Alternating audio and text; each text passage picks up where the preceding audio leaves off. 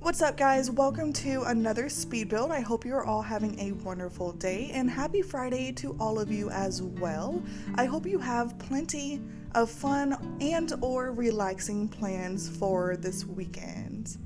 For today's build, we are over in Willowcreek, and I am building a big suburban house that could be considered a modern suburban house now that I'm looking at it, but I really wasn't going for modern suburban. I was just going for like typical suburban, so I guess you guys could be the judge of that.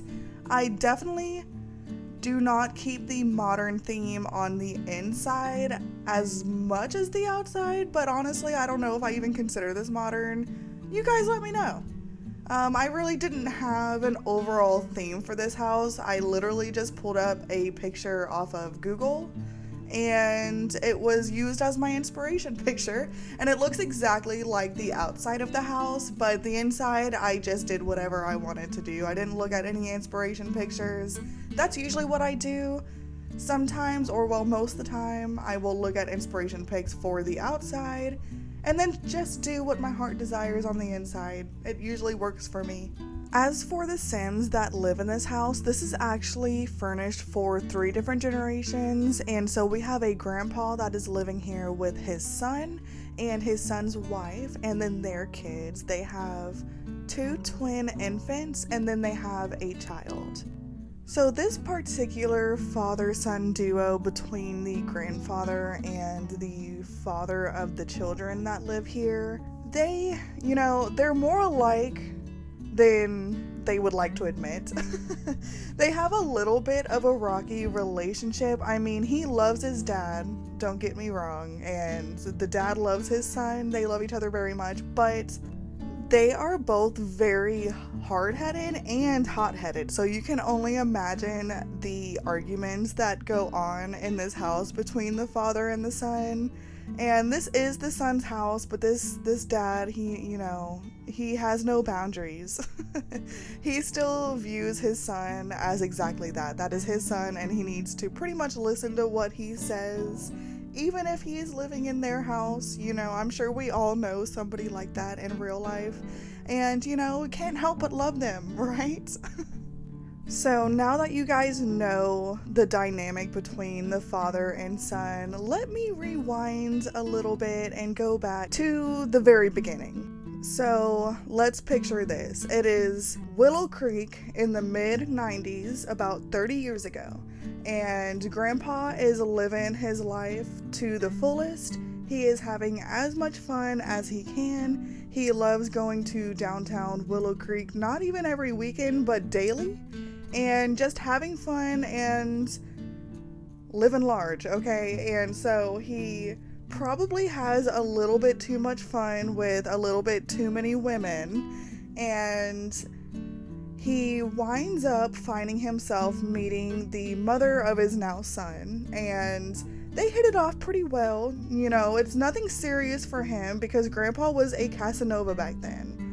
Nobody could lock him down whatsoever. The mother of his kid, she likes him, okay? She is kind of finding him pretty cute and fun, and she could see a future with him maybe, but he is totally opposite. He's seeing her as basically this one night, so they have their fun, and this isn't the only woman he had fun with, okay? Just keep in mind he's a Casanova, so he had fun with multiple women on multiple nights, as much as he could, basically.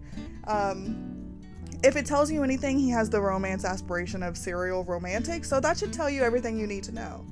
And about a month later, he went to the very same bar where he met this woman who is now, the mother of his child. So he walks in, he sees her sitting at the bar, and to be honest, this is the type of person Grandpa is. He is now trying his hardest to avoid this woman because he had his one night of fun with her, and that's really all that he wanted.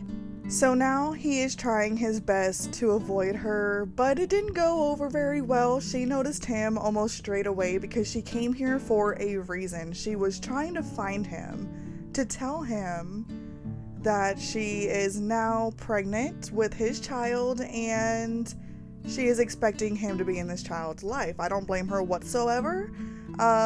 He did the deed and now he has to pay the piper, basically. But Grandpa obviously did not like hearing this whatsoever. He said, you know what? That's on you.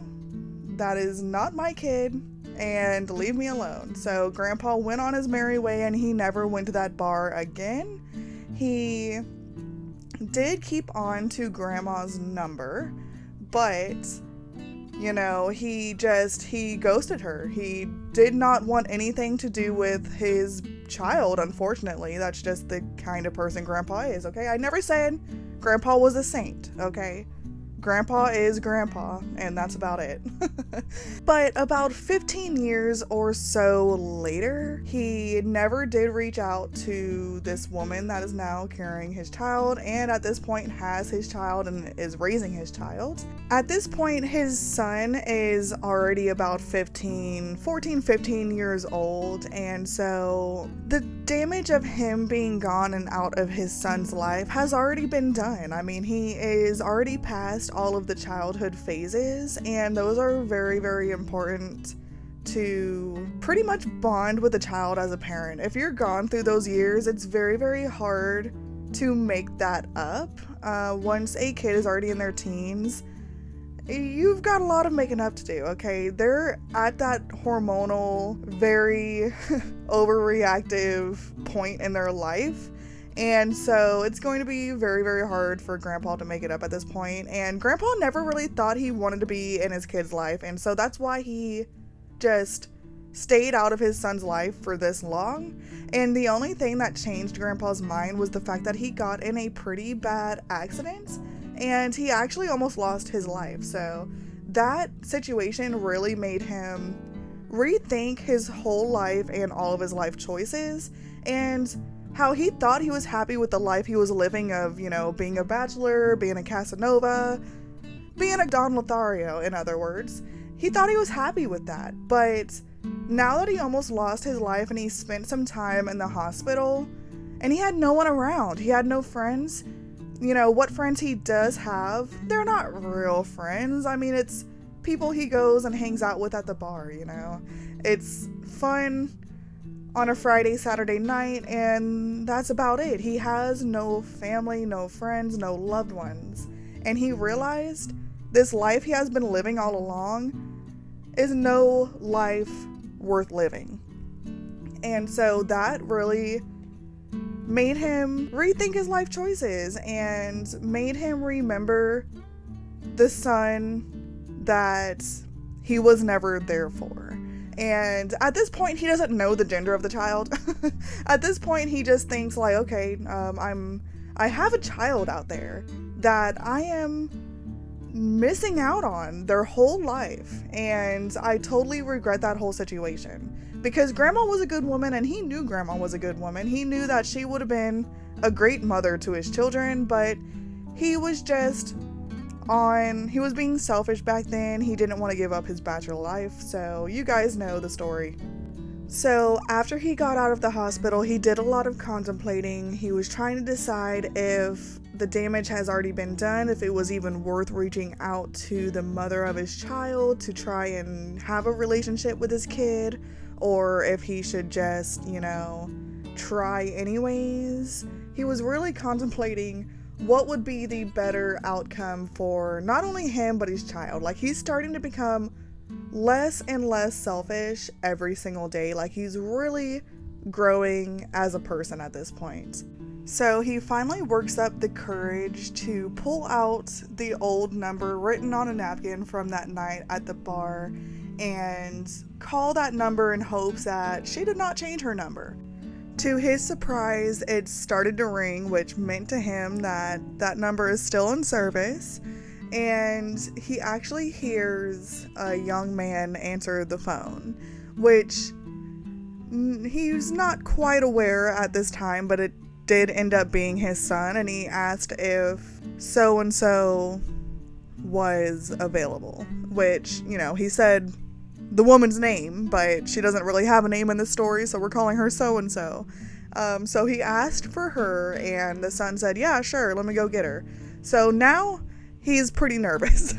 Now he's super nervous because this number is actually still hers. And so once she gets on the phone, he says who he is, and she immediately gasped and said, why, expletive, are you calling me?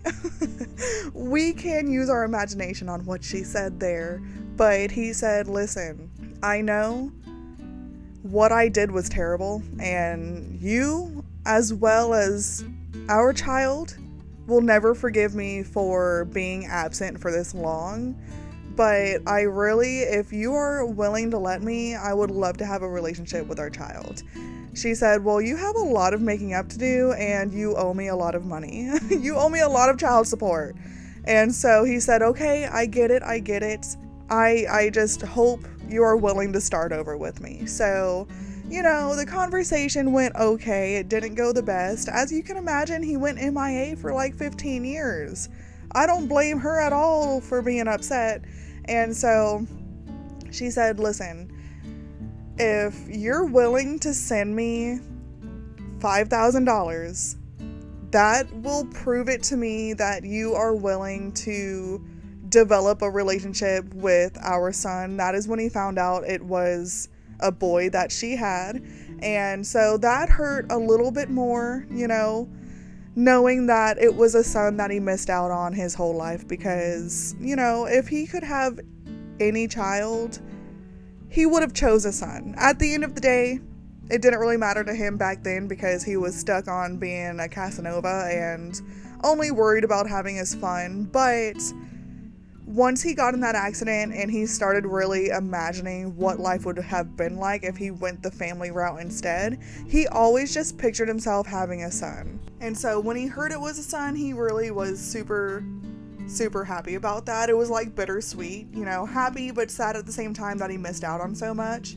So they get off the phone, and he is super hopeful at this point and excited for what the future may hold. But then the mom breaks the news to their son, and understandably, the son didn't take it very well. He said, I don't want anything to do with that man. He left you hanging when you were alone and pregnant with no job, Mom, and you were like fresh out of high school. He's a jerk. I don't want anything to do with him. Now that I'm older and the hard part's over, he wants to be in my life? No thank you. And so, it really didn't go very well. His mom did tell him that he is willing to send her 5,000 simoleons to make up for all of the past child support, and that made him a little bit happier that this man is actually willing to send her money, but he's still not 100% on board with meeting him. And at this point in time, his mom is holding on to a little bit of a secret, and it's not a good secret. She was actually diagnosed with stage 4 cancer, and so she knows that her time is coming to an end relatively soon, and she really doesn't know what she's going to do with her son at this point, and it's a really hard situation. So the fact that the father of her child reached out during this time, she thought it was for a reason. Like, everything happens for a reason. She is coming to the end of her life. It's unfortunate that her life is coming to an end so soon, but she would rather her son have a relationship with his estranged father than to have nobody in life whatsoever, because at this point, she has been raising her son completely on her own. She really doesn't have any parents in the picture either, and it really has only been her and her son for his entire life. And so the fact that his estranged father's reaching out during this time, she thinks it's like meant to be. And so she has not told her son at this time about her diagnosis, and she's really not going to for a while. She wants her son to develop a relationship naturally with his father. And so she kind of, in a way, pushes him to have a relationship with his father without making it noticeable that she's pushing him. She said, listen, son, everybody makes mistakes in life. Everybody does things that they are not proud of, and they make stupid decisions without fully thinking of the outcome. And that's exactly what your father did. He, let's face it, was an idiot back then. And that's not the type of person I wanted to be a father figure in your life anyways. And it sounds like he has done a lot of growing since then. And I think this could be a really good opportunity to actually have your father back in your life. Or not really back in your life, but in your life in general, because he was never there to begin with. So he decides to go ahead and meet his father, and so they go out to a local restaurant just to have dinner and kind of talk about who they are as people, you know.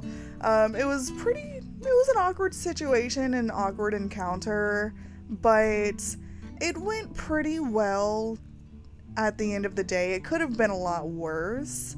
And so that was the beginning of their relationship. And so a couple of years went by with them just having regular kind of like dinner dates and really building a relationship from the ground up. Obviously, he made his father explain why he was never in his life, and even though his dad wasn't proud of it, he told him that it just, you know, he wasn't a great person back then, and that he really regrets his life choices, and he hopes that his son can forgive him. And at this point, he has not forgiven his father, and it's really honestly going to take a while to forgive his father. Honestly, even at present day, I don't think he's forgiven his dad yet. It really is going to take a lot of time because he missed the most important years of his son's life. So there will always be that little like wedge there that, you know, the dad can never really make up. The son really just has to forgive him. At this point, it's been a couple of years. Their relationship is still on the rocky side, which is understandable.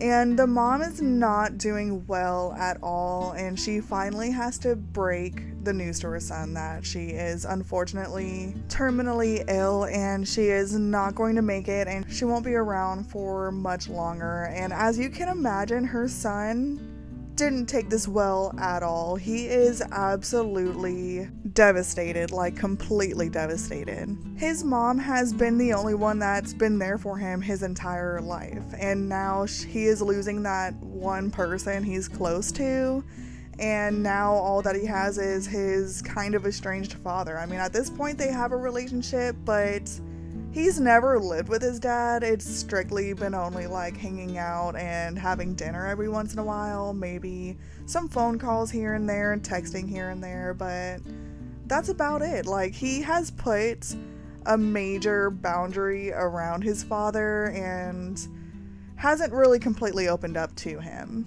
But the first person he ended up telling about this news was his dad, and that is actually a major thing because he doesn't really open up to his dad whatsoever.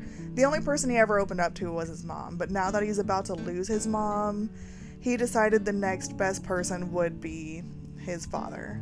So he lets his father know about the very sad news, and his dad could not be more sad for him. Like, he knows how much his mom means to him, so he feels so bad for his son, and he had no clue either. Like, he is totally surprised.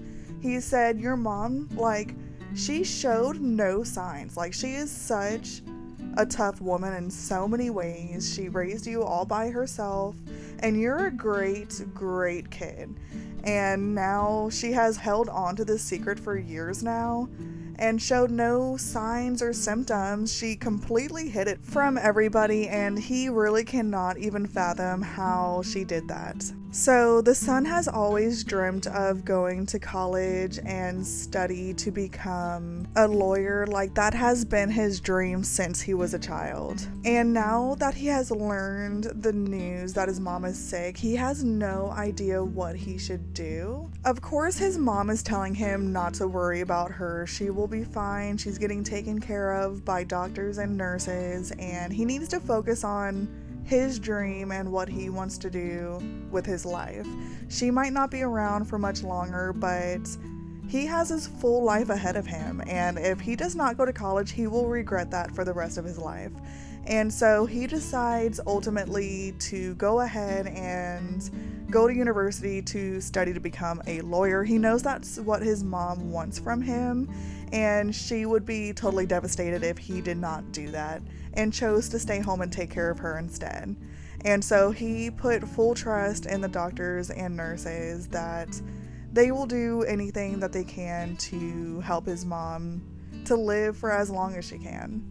So his mom lived for a little bit longer. She ended up passing away during his second semester in college, and so he was obviously devastated, and it took a little bit of a toll on his schoolwork, but he got it together relatively quickly because he knows his mom would not want that for him. She would want him to take his classes as seriously as possible and do as well as possible and not let anything hinder that for him. So during this time, his dad has been constantly calling him and trying to be there for him as much as possible, and he's kind of pushing his dad to the side, and really, he's just kind of going through a little bit of a depression. Not so much so that he's letting his schoolwork be affected by it, but he's not really focused on having a relationship with anybody. He's being a little bit of a loner at this moment.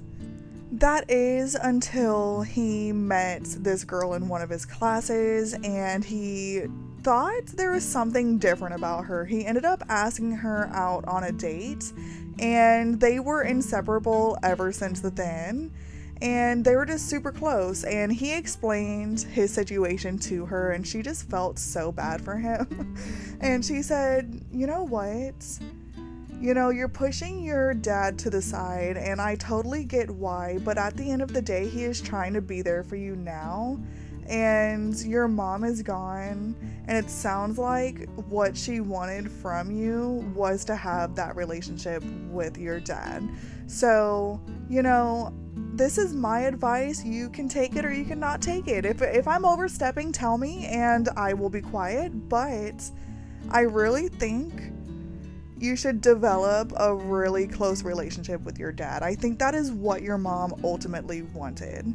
And he really likes this girl, and so he takes her advice and he gives his dad a call after ghosting him for probably a couple of years. At this point, it's towards the end of his college career. He's going to be graduating very, very soon, and he's also thinking of asking this particular girl to marry him. And so he decides, let's just go ahead and give him a call. I mean, what can go wrong? And so he gives his dad a call, and his dad automatically starts crying. Like, he cannot believe that his son is calling him again. He thought his son was never going to speak to him again, and that really affected his dad a lot. He was pretty devastated about it.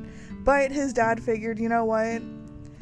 This is my fault. I am facing the repercussions of my actions more than 30 years ago and not being in my son's life. He's choosing not to be in mine now, and this is what I deserve. That is what his father thought for a couple of years, so he was so excited when his son decided to call him again, and more than happy to start over and develop that relationship that they kind of were developing a few years prior, up until his mother passed away. He totally understands the depression that his son went through once his mother passed away. His mother really was his best friend, so as much as his dad was feeling sorry for himself, thinking it was his fault, his dad also knew that his son was going through a lot by losing his mom. So he gave him that space he thought his son really needed at that time. No matter how much it hurt him, he was done being selfish and was really doing what he thought his son needed.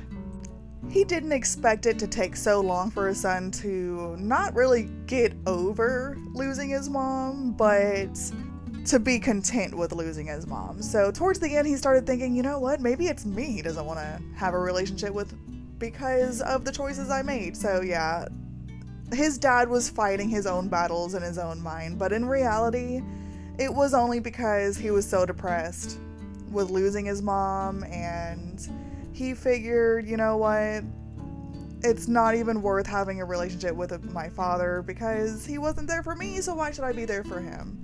So yeah, it really is a tough situation, but with this new woman in his life that he absolutely adores, and he is planning on proposing to after they graduate, because she is also in law school. Keep that in mind. So they are both about to graduate and become lawyers and start a family and really start their life.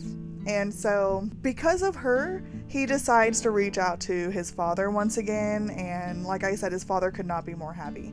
And so pretty much they graduate. He stays on good terms with his dad. They move out, they get married, they have their first child, and they decide to buy their very first home, which ends up being their dream home, and that is the home that I'm building now. And so they have the baby, you know, time goes on. It wasn't until she was pregnant with their twins that they have now when he comes to his wife and says, listen, bear with me while I mention this. It's just a thought. Don't shoot it down right away. But, you know, my dad, he's very lonely. He's getting older, and he really has a great relationship with us and our child, and will have a great relationship with our future children as well. So it's just a thought, but we do have a spare bedroom downstairs. What do you think about us asking my dad to move in? And at first she was kind of taken aback because she knows their relationship is kind of rocky, or at least it always has been. They're on pretty good terms now, but she knows what their past was, you know. So she was just super surprised that he even mentioned it, but also she is very supportive. She absolutely loves and adores his dad because he is a different person than what he used to be. And so the person that she has gotten to know, she absolutely loves. And she does have parents, but they live over in Oasis Springs, where she is originally from. And so she misses them dearly. I mean, she would love to have someone around that is that sort of like parent figure and grandparent figure for her kids. And so she can see his dad being that exact person. Plus, she knows that his dad, you know, ever since his accident, he has dreamt of having that sort of like family life, and he has never been able to have it, you know, because he's older at that point. So now she sees it as a great opportunity for her husband, for her children, for her father-in-law, and also herself. She sees it as a great thing. And so they decide together that they will ask him if he wants to move in with them. And so they invite him over for dinner.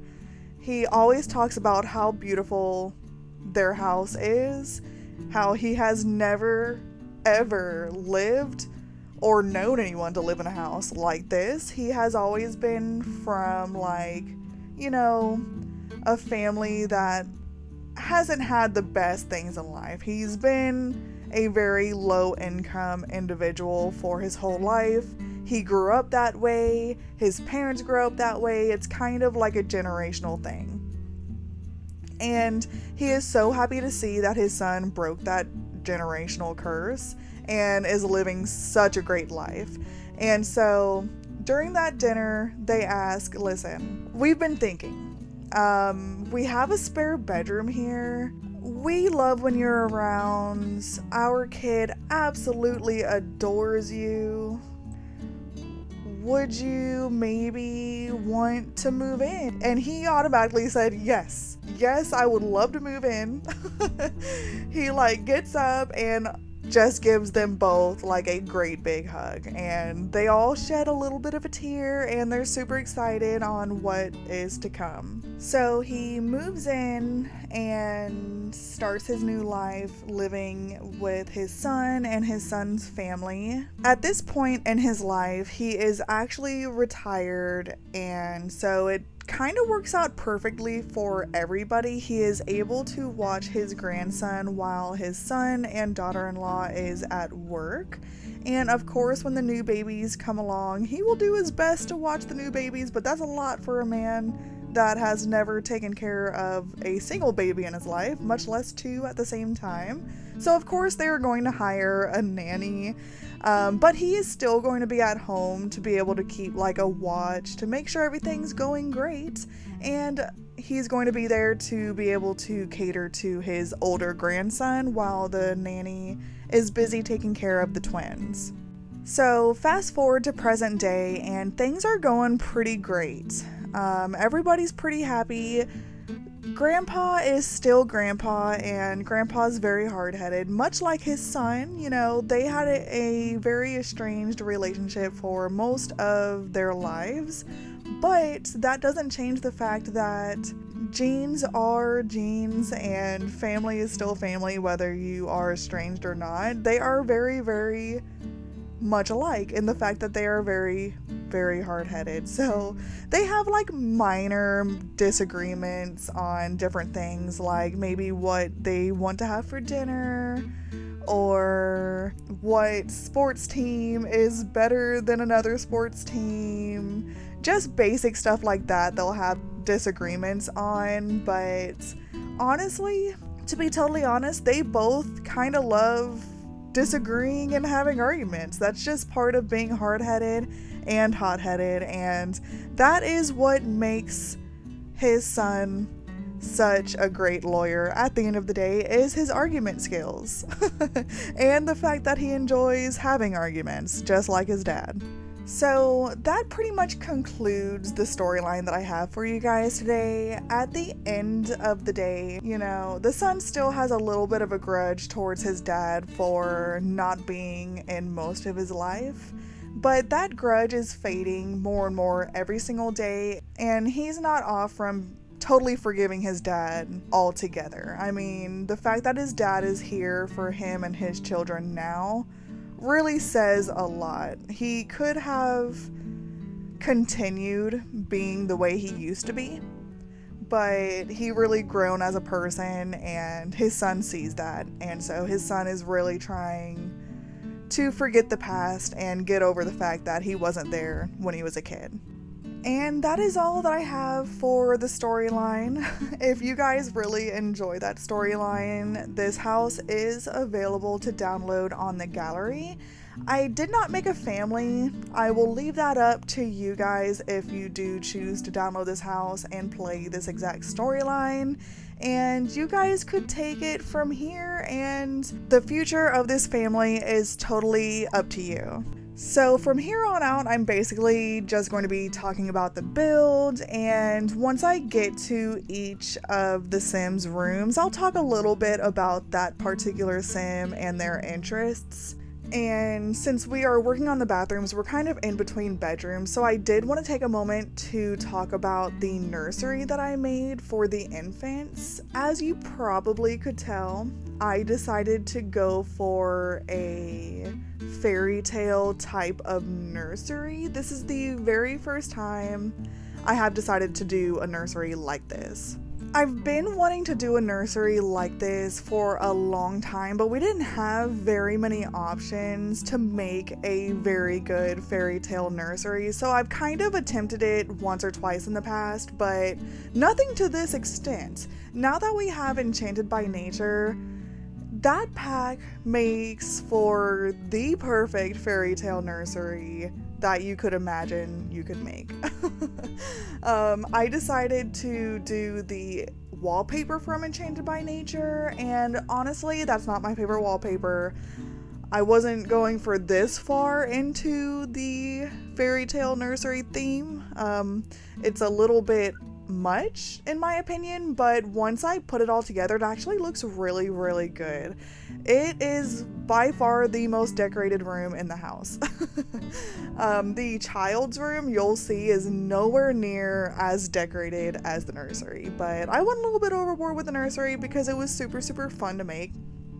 And like I said, Enchanted by Nature is just so perfect for a fairy tale nursery. I did not include the cribs from Enchanted by Nature. That was a little bit too much for me because the wood looked a little bit too rustic on those cribs for my liking, and so I ended up combining the Storybook Nursery Kit with Enchanted by Nature, and those two packs make for the perfect fairy tale themed nursery. I think it came out so cute. I ended up using mostly items from Enchanted by Nature, like the tree and the little like canopy over the cribs. Obviously the wallpaper. I used the dollhouse and the toy box from Enchanted by Nature, and I just think it looked so cute. I really hope you guys like it as well. Like I said, that is the most decorated room in the house. The child didn't get a room like that, okay? That child is a basic child though. He likes his mental table and his video games, and he could care less about having a super decorated room. You did see me place a hamster cage in that room. That is going to be the child's room. So yeah, he also loves taking care of his little hamster. So another room I wanted to talk about just briefly is this one that I'm working on now. It was literally like an extra room I didn't really know what to do with, so I decided just to put a foosball table in here, and this is one of Grandpa's favorite places to hang out. He loves playing foosball. It reminds him of the good old days when he used to hang out at Willowcreek Bar. Yes, the same place where he met Grandma.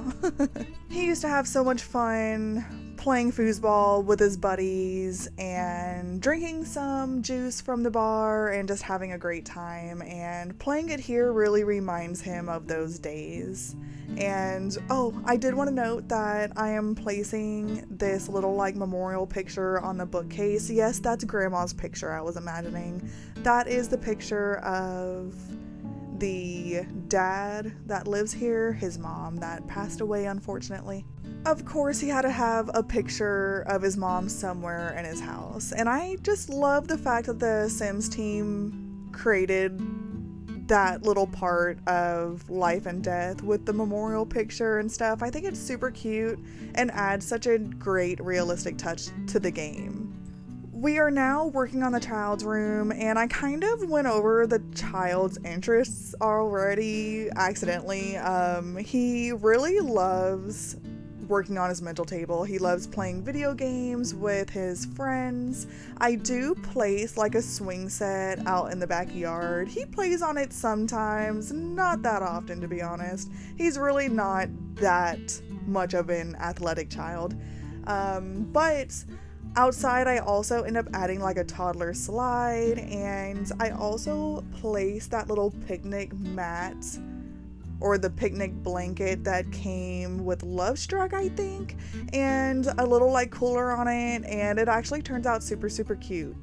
On another note, I totally forgot that I decided against the hamster, so the son does not have a hamster.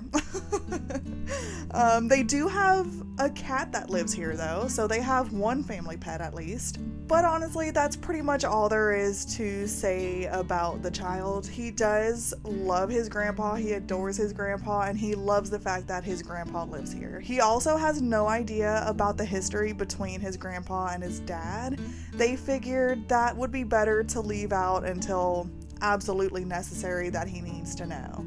So I did furnish the master bedroom already, and as you guys already know, both of the parents are lawyers and they don't have a lot of spare time for hobbies, but when they do have a little bit of spare time, the dad loves to work on his handiness skill on this woodworking table, and then the mom, she absolutely loves to play piano. That has been a passion of hers since she was a child, and so there is a piano downstairs when you first enter the house, right by the staircase. You guys probably seen me at it.